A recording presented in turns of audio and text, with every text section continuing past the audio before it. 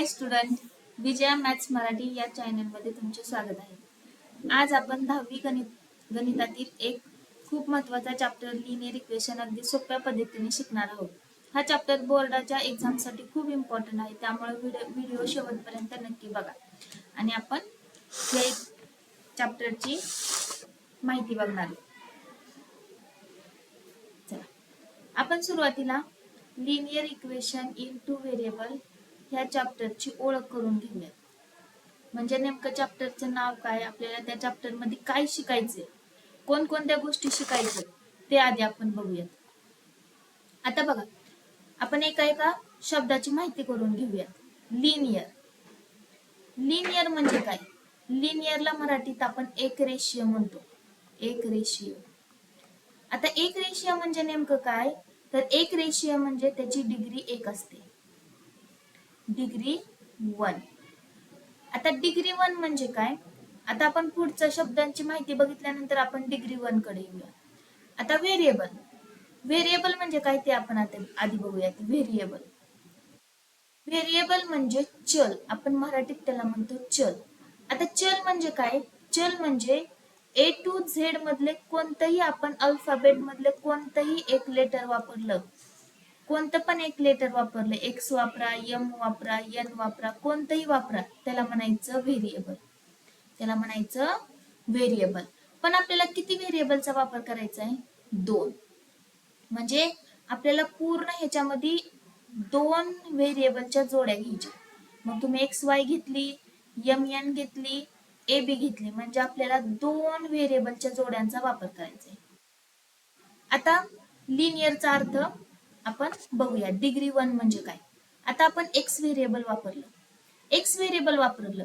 मग x variable वापरल्यानंतर त्याच्या डोक्यावर काय नाही म्हणजे 1 असते, म्हणजे त्याची डिग्री 1 असते. म्हणजेच आपल्याला अख्ख्या चॅप्टर मध्ये लिनियर बघायचं फक्त. म्हणजे कोणताही तुम्ही व्हेरिएबल घेतला, कोणता पण, एक्स घ्या, ए घ्या, एम घ्या, एन घ्या, त्याच्या डोक्यावर एकच डिग्री असणार. 1 पेक्षा जास्त डिग्री असणार नाही. त्याला म्हणायचं लिनियर. त्याला काय म्हणायचं? लिनियर. मग linear equation in two variable म्हणजे आपल्याला एक इक्वेशन तयार करायचे. मग इक्वेशन म्हणजे नेमकं काय? तर इक्वेशन म्हणजे त्याच्यामध्ये आपल्याला 2 व्हेरिएबलचा वापर करावा लागणार. मग आपण 4x अधिक 3y बरोबर 6 हे आपण एक इक्वेशन तयार केलं. इक्वेशन कशाला म्हणते? तर आपण त्याच्यामध्ये व्हेरिएबलचा पण उपयोग करतो, चिन्हांचा पण उपयोग करतो आणि अंकांचा पण उपयोग करतो. ह्या सगळ्याला मिळून म्हणायचं इक्वेशन. ह्या सगळ्याला काय म्हणायचं? इक्वेशन.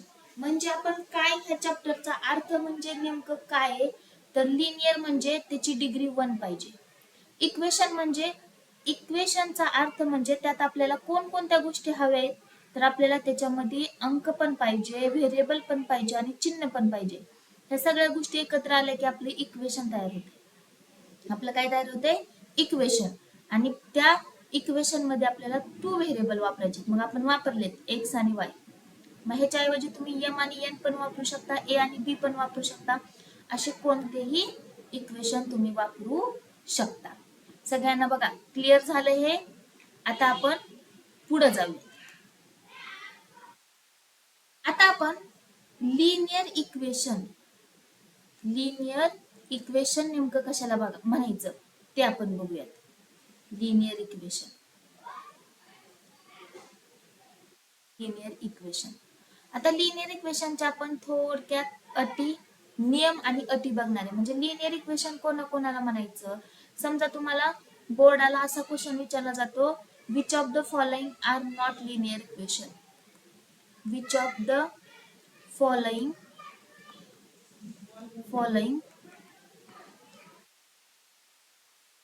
लिनियर इक्वेशन किंवा which of the following are linear equation. नॉटच्या ऐवजी नुसतं तुम्हाला लिनियर इक्वेशन पण विचारलं जाऊ शकतं किंवा नॉट पण विचारलं जाऊ शकतं. म्हणजे लिनियर इक्वेशन कशाला म्हणायचं हे आधी आपण बघूया. लिनियर इक्वेशन कशाला म्हणायचं, लिनियर इक्वेशन कशाला म्हणायचं किंवा लिनियर इक्वेशन ओळखायचं कसं, तर त्याच्या आपण ओळखण्याच्या पद्धती बघणारे किंवा नियम बघणारे. ओळखण्याचे नियम बघणारे. सगळ्यात सुरुवातीला पहिल्यांदा तुम्हाला एक कन्सेप्ट क्लिअर करते. General formula of linear equation. General formula of linear equation. तर general formula of linear equation म्हणजे काय, तर तुम्हाला general formula of linear equation माहित असला पाहिजे सगळ्यांना, का तर हा बोर्डासाठी विचारला जाणारा 1 मार्काचा क्वेश्चन आहे. ax plus by plus c is equal to 0 हे आपल्याला जनरल फॉर्म्युला ऑफ लिनियर इक्वेशनचं सूत्र आहे. हे सगळ्यांचं पाठ असलं पाहिजे, IMP करून ठेवायचं, सगळ्यांच्या लक्षात असलं पाहिजे, का तर बोर्डाच्या दृष्टीने MCQ ला विचारला जाणारा हा क्वेश्चन आहे 1 मार्कासाठी. त्यामुळे सगळ्यांना लक्षातच असलं पाहिजे general formula of linear equation. सगळ्यांना मस्ट आहे लक्षात ठेवणं. आता लिनियर इक्वेशन कशाला म्हणायचं, तर पहिलंच लक्षात ठेवायचं, ही जी ए आहे की नाही, ए आणि बी ह्या दोन्हीच्या किमती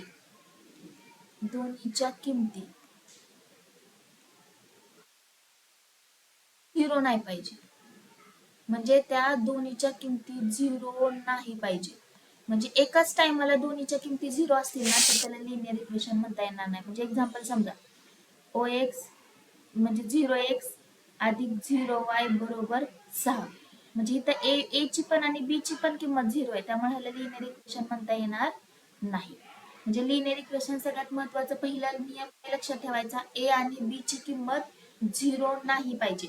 म्हणजे एकाच वेळी दोन्हीची किंमत जर 0 असेल तर त्याला लिनियर इक्वेशन म्हणता येणार नाही. दोन्हीची किंमत एकाच वेळी दोन्हीची किंमत जर 0 असेल तर त्याला लिनियर इक्वेशन म्हणता येणार नाही. लक्षात ठेवायचं. म्हणजे एकाच वेळी दोन्हीची किंमत 0 असेल तर हे लिनियर इक्वेशन नसणार आहे. लिनियर इक्वेशन नाही. समजलं पहिला नियम. आता दुसरा नियम बघूयात. व्हेरिएबलचा इंडेक्स किंवा त्याला डिग्री म्हणू शकता किंवा इंडेक्स म्हणू शकता, आणि त्यालाच मराठीत म्हणायचं घातांक. म्हणजे व्हेरिएबलची डिग्री इंडेक्स त्यालाच मराठीत तुम्ही घातांक म्हणू शकता. तो घातांक मस्ट आहे 1 असणं, म्हणजे एकच पाहिजे. 1 पेक्षा जर जास्त असेल तर त्याला लिनियर इक्वेशन म्हणता येणार नाही. त्यामुळं घातांक 1च पाहिजे. म्हणजे समजा असा 4x अधिक 3y बरोबर 6, ह्याचा घातांक 1 आहे, काय नसतंय म्हणजे 1 असते, लक्षात ठेवायचं. पण समजा असं आलं 4x चा दुसरा प्लस 5y बरोबर 6, इथं घातांक 2 आहे, त्यामुळे ह्याला लिनियर इक्वेशन म्हणता येणार नाही. म्हणजे ही आहे ना, ते लिनियर इक्वेशन होणार नाही. लिनियर इक्वेशन नाही, का तर घातांक किती पाहिजे आपल्याला, 1 पाहिजे. ह्याला तुम्ही लिनियर इक्वेशन म्हणणार का, तर ह्याचा घातांक किती आहे दोन्हीचा, 1. समजलं इथपर्यंत. बघा लिनियर इक्वेशन ओळखण्याच्या पद्धती. आता परत आणखीन एक क्वेश्चन, ह्याच्या ठिकाणी जर -1 आला असेल तरी पण ते लिनियर इक्वेशन होणार नाही. म्हणजे आता समजा 3x चा वजा 1 अधिक 4x बरोबर 6.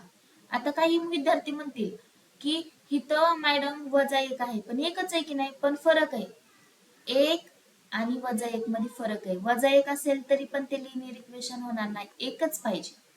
मग 1 कधी लिहिते किंवा नाही लिहिलं तरी पण तिथे एकच असतं, लक्षात ठेवायचं सगळ्यांनी. म्हणजे व्हेरिएबलची डिग्री किंवा इंडेक्स किंवा त्याला मराठीत म्हणायचं घातांक हा एकच पाहिजे. म्हणजे एकच असणं गरजेचं आहे. 1 पेक्षा जास्त पण नाही चालणार आणि वजा 1 पण नाही चालणार. त्यामुळे लक्षात ठेवायचं घातांक किती पाहिजे, एकच. समजलं पहिलं नियम, समजला. लिनियर इक्वेशन कोणाला म्हणायचं कोणाला नाही का, तर ह्याच्यावर क्वेश्चन विचारला जातो MCQ ला.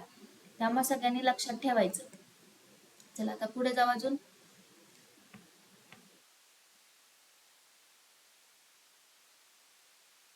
बघा आता पुढे आणखीन नियम. एकाच टाइमला आता समजा 4xy अधिक 6y बरोबर 5, म्हणजे एकाच वेळी 2 व्हेरिएबल आले तरी पण हे लिनियर इक्वेशन होणार नाही. लिनियर इक्वेशन नाही. त्याचं कारण सांगते, का तर ज्यावेळेस व्हेरिएबल एकासोबत एक येतं, ह्यांच्यात गुणाकाराचं चिन्ह असतं. ज्यावेळेस ह्यांच्यात गुणाकाराचे चिन्ह असते त्यावेळेस घातांकाची बेरीज होती, म्हणजे हे घातांक 2 होतो. त्यामुळे घातांक 2 नाही पाहिजे, आपल्याला एकच पाहिजे. किती पाहिजे? एक. बघा आणखीन ही कन्सेप्ट एकदा समजून सांगते. ही कन्सेप्ट सगळ्यांना समजली पाहिजे. एक्स आणि वाय हे घातांक किती झालं? इथला एक आणि इथला एक, म्हणजे ह्या घातांकाची संख्या झाली 2 झाली. किती झाली? 2. मग घातांकाची बेरीज असते. तुम्ही म्हणसाल मॅडम इथे एक्स आणि वाय वेगवेगळे आहे की, तरी पण तुम्ही कसं 2 म्हणता? का तर बाळांनो घातांकाची कधीही बेरीज होती, म्हणजे 4xy ह्यांचा घातांक दोघांचा मिळून 2 झाला. दोघांचा मिळून काय झाला? 2 झाला. त्यामुळे ह्याला लिनियर इक्वेशन म्हणता येणार नाही. कधी पण आपण जर दोन व्हेरिएबल मध्ये गुणाकाराचं चिन्ह असेल तर घातांकाची बेरीज करतो, म्हणजे टोटल ह्या पूर्ण कंडिशनचा घातांक 2 झाला ना, इथला एक आणि इथला एक 2 झाला. त्यामुळे ह्याला लिनियर इक्वेशन म्हणता येणार नाही. समजलं? नंतर आपलं जी व्हेरिएबल असते, व्हेरिएबल म्हणजे एक्स वाय, हे छेदस्थानी नकोय. छेदस्थानी म्हणजे खालच्या बाजूला नकोय. आता समजा ही बघा उदाहरण 4 1/x अधिक 5 1/y. तुम्ही 8वी मध्ये शिकला असाल घातांक टॉपिक सेपरेट बघा. जर आपण ए लिहिलं तर ते छेदस्थानी गेलं की -1 होतं, म्हणजे इथं घातांक 1 असतो पण छेदस्थानी गेल्यावर -1 होतो. पण समजा छेदस्थानी ए आहे, मग वर गेल्यावर काय होणार आहे? -1 होणार. काय होणार? -1. मग तसंच इथं पण बघा, आता हे खाली आहे छेदस्थानी x, वर गेल्यानंतर काय होणार रे? त्याचा इंडेक्स -1 होणार. इथं पण y छेदस्थानी वर गेल्यावर काय होणार आहे? त्याचा इंडेक्स -1 होणार. मग मला सांगा आपल्याला लिनियर इक्वेशन मध्ये घातांक -1 पाहिजे का रे? नाही पाहिजे. काय पाहिजे आपल्याला? 1 पाहिजे. त्यामुळे ह्याला पण लिनियर इक्वेशन म्हणता येणार नाही. ह्याला पण लिनियर इक्वेशन म्हणता येणार नाही. समजलं? लिनियर इक्वेशन किंवा ओळखण्याच्या अटी किंवा नियम 4 मी सांगितलेत. पहिलं तर जनरल फॉर्म्युला सांगितलाय, सगळ्यांनी लक्षात ठेवायचा.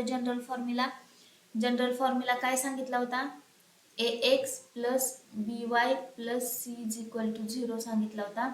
नंतर आपण बघितलं a आणि b ची किंमत 0 नाही पाहिजे, म्हणजे आपल्याला त्याची किंमत मस्ट बी 0 नाही पाहिजे, एकाच वेळी 0 नाही पाहिजे. म्हणजे एकाच वेळी 0x अधिक 0y बरोबर हे जी c ची किंमत किती जरी असली तरी काय हरकत नाही. जर एकाच वेळी दोघांची किंमत 0 असेल तर याला लिनियर इक्वेशन म्हणता येणार नाही.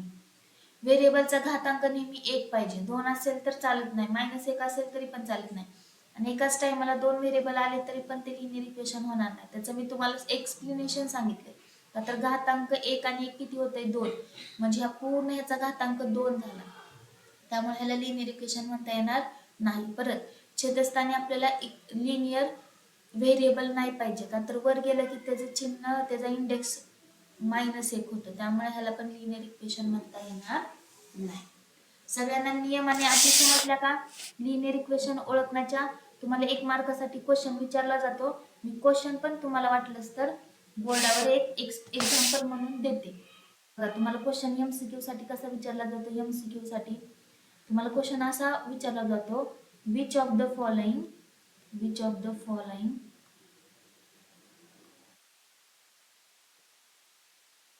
लिनियर इक्वेशन खालीलपैकी कोणतं लिनियर इक्वेशन आहे? आणि 4 ऑप्शन दिले जाते. तुम्हाला असं म्हणलं जातं 3x² अधिक 4y बरोबर 6. दुसरं तुम्हाला असं दिलं जातं 1/x अधिक 3 1/y बरोबर 5. तिसरं तुम्हाला असं दिलं जातं 0x अधिक 0y बरोबर 4. आणि चौथं असं दिलं जातंय 4m अधिक 5n बरोबर 6. आता तुम्ही आता नियम आणि अटी जर सगळ्यांना समजल्या असतील तर तुम्ही याचं उत्तर देऊ शकता. का तर इंडेक्स आपल्याला ह्याचा इंडेक्स 2 आहे, त्यामुळं ह्याला लिनियर इक्वेशन म्हणता येईल का रे? नाही. का तर आपल्याला इंडेक्स किती पाहिजे? 1 पाहिजे. त्यामुळे हे लिनियर इक्वेशन होणार नाही. मी सांगितलं होतं छेदस्थानी आपल्याला व्हेरिएबल नाही पाहिजे, का तर वर गेल्यावर त्याचा इंडेक्स काय होते? -1. वर गेल्यावर काय होते? -1. त्यामुळे ह्याला पण लिनियर इक्वेशन म्हणता येणार नाही. ऍट अ टाइम दोन्हीची किंमत 0 नाही पाहिजे, त्यामुळे ह्याला पण लिनियर इक्वेशन म्हणता येणार नाही. ह्याचा इंडेक्स 1 आहे, त्यामुळे तुम्ही ह्याला लिनियर इक्वेशन म्हणू शकता. असे तुम्हाला MCQ साठी क्वेश्चन आणखीन बरेचसे विचारले जातील, किंवा इथं क्वेश्चन असा पण विचारला जाईल, नॉट लिनियर इक्वेशन. मग नॉट लिनियर इक्वेशन म्हणजे 3 ऑप्शन तुम्हाला असे लिनियर इक्वेशन दिले जातील आणि एक ऑप्शन रॉंग दिला जाईल. ते पण तुम्ही सोडवू शकता. जर तुम्हाला नियम आणि अटी व्यवस्थित समजल्या असतील मी सांगितलेल्या, तर तुम्ही क्वेश्चन एकदम 100% सोडवू शकता. ठीक आहे. चला आता आपण एक गणित घेऊयात लिनियर इक्वेशनचं, तुम्हाला समजण्यासाठी. ह्याच्यावरचं तुम्हाला क्वेश्चन असा विचारला जातो, सॉल्व्ह म्हणून. आता तुम्हाला काय केलं जातं माहितीये का, गणित दिलं जातं. गणितामध्ये तुम्हाला 2 लिनियर इक्वेशन दिले जातात आणि तुम्हाला म्हटलं जातं सॉल्व्ह. मग सॉल्व्ह म्हटल्यावर तुम्हाला फायनल आन्सर एक्स आणि वाय ची किंमत काढणं गरजेचं असते. म्हणजे ज्यावेळेस तुम्हाला सॉल्व्ह क्वेश्चन दिला जाईल आणि तुम्हाला 2 लिनियर इक्वेशन दिले जातील, म्हणजे तुम्हाला असं दिलं जाईल 3x अधिक 2y बरोबर 29, 5x वजा y बरोबर 18. तुम्हाला असे लिनियर इक्वेशन दिलं जाईल आणि तुम्हाला म्हटलं जाईल सॉल्व्ह. मग सॉल्व्ह म्हटलं की नाही, फायनल आन्सर तुमचं एक्स आणि वाय ची किंमत असते. म्हणजे एक्स आणि वाय ची किंमत काढलं की तिथं उत्तर तुमचं संपून जातं. पण आता ते कसं काढायचं, खूप सोपं आहे. ही तुम्हाला गणित जेवढं दिसायला वाटतंय बाबा हे अवघड आहे, पण तेवढं अजिबात अवघड नाही. फक्त सांगितलेल्या पद्धतीने सोडवायचं व्यवस्थित, 100% तुम्हाला गणित सोपं जाईल. सगळ्यात सुरुवातीला काय करायचं, एकाखाली एक गणित लिहून घ्यायचं. एकाखाली एक गणित लिहून घ्यायचं. पहिलं इक्वेशन लिहायचं, त्याला 1 नंबर नाव द्यायचं. काय अडचण नाही. चला नंतर दुसरं इक्वेशन लिहायचं, 5x वजा y बरोबर 18. ह्याला इक्वेशन नंबर 2 नाव द्यायचं. इथपर्यंत कुणालाही अडचण नसेल. आता सगळ्यात महत्वाचं, पहिल्यांदा काय करायचं माहितीये का, तुम्हाला ह्याच्यातलं कोणतं व्हेरिएबल कॅन्सल करायचं म्हणजे घालवायचंय ते ठरवायचं आधी. म्हणजे समजा आता एक्स तुम्हाला घालवायचं असेल तर इथले कोइफिशियंट सारखे असले पाहिजे. म्हणजे इथं तुम्हाला 3 आहे की नाही, इथं 5 आहे की नाही, ह्या ठिकाणी सारखा अंक आणायचा. आता समजा तुम्हाला वाय घालवायचं असेल तर ह्या दोन्ही ठिकाणी सारखा अंक आणायचा. इथं काय नसते म्हणजे 1 असते. मग इथं 2 असेल ना तर इथं पण 2 आणायचं, तरच तुम्ही वायला वाय घालवू शकता. मग सगळ्यात सुरुवातीला तुम्ही काय करायचं माहितीये का, आपल्याला काय घालवायचंय ते ठरवायचं. मग शक्यतो काय करायचं माहितीये का, जिथं एक संख्या आहे की नाही ती व्हेरिएबल घालवायचा प्रयत्न करायचा. का तर आपल्याला इथं 2 आहे, मग इथं 2 आणणं सोपं असते. तुम्हाला ह्या पूर्ण इक्वेशनला जर 2 ने गुणलं तर इथं 2 येऊ शकतं वायला. आणि गुणताना काय करायचं माहितीये का, पूर्ण इक्वेशनला गुणायचं. पूर्ण इक्वेशनला गुणायचं.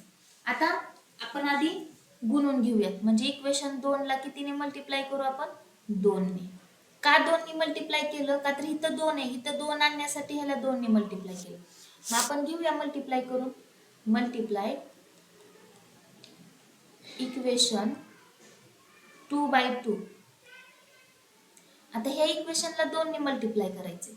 इक्वेशनला मल्टिप्लाय करताना सगळीकडे करायचं. ह्या 5 ला 2 ने मल्टिप्लाय करायचं, 5 दुनी 10 एक्स. इथं मल्टिप्लाय केलं 2 ने, 2y बरोबर 18 1 18, 18 दुनी 36. Equation number 3. आता सगळ्यात महत्वाची गोष्ट म्हणजे ज्याला मल्टिप्लाय केलंय ना त्याच्या खाली अंडरलाईन करायची, परत ते इक्वेशन घ्यायचं नाही. राहिले कोणते इक्वेशन, 1 आणि 3. आता ह्यात 1 आणि 3 चं सोल्युशन करायचंय. आता मी इथं पार्ट समजून सांगते की इक्वेशनची ऍडिशन कधी करायची आणि सबट्रॅक्शन कधी करायची. ऍडिशन कधी करायची आणि सबट्रॅक्शन कधी करायची.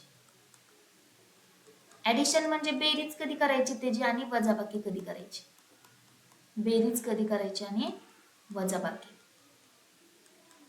आता बघा, बेरीज कधी करायची. सगळ्यात महत्वाचं, आधी आपण एका व्हेरिएबलचे कोइफिशियंट सारखे केलेत. म्हणजे इथं पण 2 आणले, इथं पण 2 आणले, म्हणजे इथं 2y आले, इथं 2y आले, म्हणजे आपल्याला y y घालवायचं हे तर फिक्स आहे. आता बेरीज कधी करायची, जर दोन्ही ठिकाणी म्हणजे एका ठिकाणी प्लस आणि एका ठिकाणी मायनस असेल. म्हणजे जी आपल्याला इक्वेशन जी व्हेरिएबल घालवायचे ना त्याच्या ठिकाणचं हे चिन्ह बघायचं बरं का. म्हणजे आता समजा ही y घालवायचे तर ह्या y च्या समोरचे चिन्ह बघायचं. तिथं जर प्लस मायनस असेल तर त्या दोन इक्वेशनचे ऍडिशन करायची. जर तिथं प्लस प्लस किंवा मायनस मायनस असेल तर त्या इक्वेशनची सबट्रॅक्शन करायची. हे खूप इम्पॉर्टंट आहे बरं का. जर तुम्हाला गणितातला हा जर पॉइंट कळला, इक्वेशनची ऍडिशन कधी करायची सबट्रॅक्शन कधी करायची, हे चिन्हांचा घोळ जर कळला तर तुम्हाला एकही गणित अवघड जाणार नाही. म्हणजे ऍडिशन कधी करणार तुम्ही, ज्यावेळेस जी आपल्याला व्हेरिएबल कॅन्सल करायचं त्याच्या समोरचे चिन्ह बघायचं.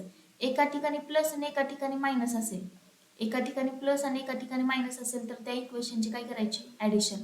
आणि दोन्ही ठिकाणी प्लस प्लस आणि दोन्ही ठिकाणी मायनस मायनस म्हणजे सेम चिन्ह असेल तर काय करायचं, सबट्रॅक्शन. चला आपण घेऊयात करून. सगळ्यांना समजलं असेल. आता मला सांगा, 2y वरच्या इक्वेशन मध्ये 2y ला कोणतं चिन्ह आहे रे, प्लस, आणि खाली कोणतं चिन्ह आहे रे, मायनस. मग मला सांगा बरं, एका ठिकाणी प्लस आणि एका ठिकाणी मायनस चिन्ह असेल तर त्या इक्वेशनची काय करायची रे. आता बघा, एका ठिकाणी प्लस, एका ठिकाणी प्लस आणि एका ठिकाणी मायनस, म्हणजे इथं प्लस आहे 2y, इथं काय रे, मायनस आहे 2y. मग ह्या दोन इक्वेशनची काय करणार तुम्ही, ऍडिशन. Add equation 1 and 3. छान. म्हणजे सगळ्यांना समजलं पाहिजे बरं का. काही जर कुणाला अडचण असेल तर मला कमेंट्स मध्ये तुम्ही विचारू शकता, मॅडम मला हे समजलं नाही आणखीन सांगा म्हणून, कोणत्याही विद्यार्थ्यांनी. बघा मग आपण आता ऍडिशन करून घेऊ. 3x अधिक 2y बरोबर 29. एका खाली गणित लिहून घ्या आधी. नंतर 10x वजा 2y बरोबर 36. ह्यांची आपल्याला ऍडिशन करायची. ऍडिशन म्हणजे बेरीज. 10 आणि 3 13x plus 2y minus 2y cancel झालं म्हणजे 0 आलं तिथं. ह्यांची बेरीज किती आली बघा, 65. हे x ह्या दोघांमध्ये कोणतं चिन्ह नसते म्हणजे गुणाकाराचं असते. हे 13 हे तर गुणाकारात, इकडे आल्या काय होणार आहे, भागाकार. 13 13 13 5 65. म्हणजे x ची किंमत किती आली रे, 5. x ची किंमत किती आली, 5. आता आपलं उत्तर संपलं का, नाही, आपल्याला y ची पण किंमत काढावी लागेल. मग आपण x ची किंमत पुट करू. Put x is equal to 5 in equation, कोणत्याही इक्वेशन मध्ये ठेवा, 1 2 3 कुठेही ठेवा, उत्तर तुमचं एकच येणार आहे, वेगळं येणार नाही. म्हणजे शक्यतो जी लहान इक्वेशन असते ना त्याच्यात ठेवायचा प्रयत्न करायचा. आपण 1 मध्ये ठेवूयात. चला 1 मध्ये ठेवूयात. एक इक्वेशन काय आधी लिहून घ्या, 3x. एक इक्वेशन काय, 3x अधिक 2y बरोबर 29. आता पुट करायचं म्हणजे काय, जिथे x दिसतंय ना तिथं 5 ठेवायचं. जिथे x दिसतंय ना तिथं 5 ठेवायचं. मग इथं 5 ठेवून टाकलं. 3 5 15. ह्यांच्यात कोणतं चिन्ह नसते म्हणजे गुणाकाराचे असते. 5 3 15 29 2y. हे 15 प्लस आहे, तिकडे गेल्यावर काय झालं रे, मायनस 2y बरोबर. चला बघा आता ह्यांची वजाबाकी केली, किती आली, 15 मधून 29 गेले किती, 29 मधून 15 गेले किती राहिलं सांगा. चला 14 राहते. किती राहते, 14. बघा आता 14 म्हणजे y ची किंमत किती आली रे, 7. ची किंमत किती आली, 7. चला आता आपण क्रॉस व्हेरिफाय करू. काही काही जणांना प्रश्न पडला असेल की आपलं उत्तर बरोबर आहे का नाही ते कसं शोधायचं. 1 2 3 ह्या तिन्ही मधलं कोणतं पण एक इक्वेशन घ्या, कोणतं पण एक इक्वेशन घ्या. मग आपण काय करू, इक्वेशन 1 नंबरचं 2 नंबरचं घेऊयात. 2 नंबरचं इक्वेशन घेऊयात आपण. काय, 5x वजा 1y बरोबर 18. इकडचं 18 इकडं पण 18 आलं तर आपलं उत्तर बरोबर आहे म्हणायचं. x च्या ठिकाणी काय ठेवायचं, 5 वजा y च्या ठिकाणी काय ठेवायचं, 7. 5 5 25 वजा 7. मला सांगा 25 मधून 7 गेले किती राहिले रे, 18. मग 2 केली तर म्हणायचं आपलं गणित बरोबर आहे. समजलं सगळ्यांना. अडचण कोणाला, म्हणजे तुम्ही तुमचं क्रॉस व्हेरिफाय पण करू शकता तुमचं उत्तर बरोबर आहे का नाही. म्हणजे x आणि y ची किंमत बरोबर आली का नाही ते तुमची तुम्ही सुद्धा चेक करू शकता. आता खाली सगळ्यांनी वाक्य लिहायचं, x is equal to 5 and y is equal to 7 is the solution of given equation. Solution of given equation. Given equation हे वाक्य खूप इम्पॉर्टंट आहे बरं का. गणित सोडवल्यानंतर हे वाक्य खूप इम्पॉर्टंट आहे लिहिणं, का तर अर्धा मार्क असते त्या वाक्याला. चला सगळ्यांना समजलं का रे गणित. असंच तुम्ही आणखीन दुसरी गणित सोडवू शकता. आणखीन तुम्ही अशाच पद्धतीने दुसरी सगळी गणित सोडवू शकता. जर तुम्हाला अशा पद्धतीने सोडवायचे असतील किंवा तुम्हाला बघायचे असतील तर तुम्ही माझ्या चॅनलला सबस्क्राईब करू शकता आणि लाईक पण करू शकता. आणि जर कुणाला ऑनलाईन क्लास जॉईन करायचे असतील तर माझे ऑनलाईन क्लास वेकेशन चालू आहे, तुम्ही मला मेसेज करू शकता. तुम्ही ऑनलाईन क्लास सुद्धा माझे जॉईन करू शकता. ऑनलाईन क्लासमध्ये इन डिटेल मध्ये प्रत्येक गणित सगळ्यांना समजून दिलं जाईल. A to Z सगळेचे सगळे तुम्हाला गणित सोडवून दिले जातील. ह्या चॅनलवर तुम्हाला महत्वाची गणित तुम्हाला ट्रिक दिल्या जातील, महत्वाचे पॉइंट दिले जातील. त्यामुळं कुणाला जर ऑनलाईन क्लास जॉईन करायचा असेल तर मला पर्सनली म्हणजे तुम्ही टेक्स्ट मध्ये मेसेज टाका, तुम्हाला सगळ्या डिटेल्स मिळल्या जातील जर ऑनलाईन क्लास जॉईन करायचा असेल तर. चला, जर तुम्हाला हा व्हिडिओ आवडला असेल, समजला असेल तर लाईक करा आणि सबस्क्राईब करायला विसरू नका. धन्यवाद.